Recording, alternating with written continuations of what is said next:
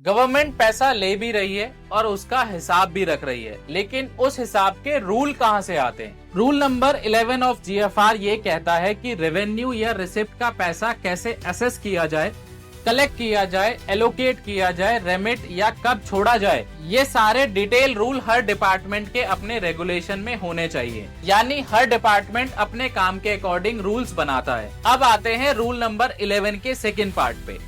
अगर किसी डिपार्टमेंट के ऑफिसर को गवर्नमेंट के लिए पैसा लेना है और उसका रिसिप्ट देना है इन फॉर्म ऑफ GAR 6, तो उस डिपार्टमेंट को इंश्योर करना होगा कि रिसिप्ट बुक का सही रिकॉर्ड मेंटेन हो। आइए आपको एग्जांपल के साथ समझाता हूं। देखिए, सपोज कर लेते हैं कि इनकम टैक्स डिपार्टमेंट के किसी ऑफिसर को कैश में पेमेंट मिला किसी भी पेनल्टी का, तो वो ऑफिसर GAR 6 फॉर्म में रिसिप्ट देगा। अब डिपार्टमेंट को पता होना चाहिए कि उस ऑफिसर को कितनी रिसिप्ट बुक इशू हुई थी, किस नंबर तक इशू हुआ था, और जब बुक वापस आया तो वेरीफाई करना होगा कि हर रिसिप्ट का एंट्री ऑफिसर के अकाउंट्स में है या फिर नहीं। ये सिस्टम बनाया गया है ताकि रिसिप्ट का कोई भी मिसयूज ना हो और पैसे को भी सही तरीके से ट्रैक किया जाए फ्रॉम कलेक्शन टू अकाउंटिंग। इस रूल से हमें क्या समझ में आता है? देखिए, डिपार्टमेंटल कंट्रोल बिना सिस्टम के नहीं चलेगा, ये तो बिल्कुल क्लियर है।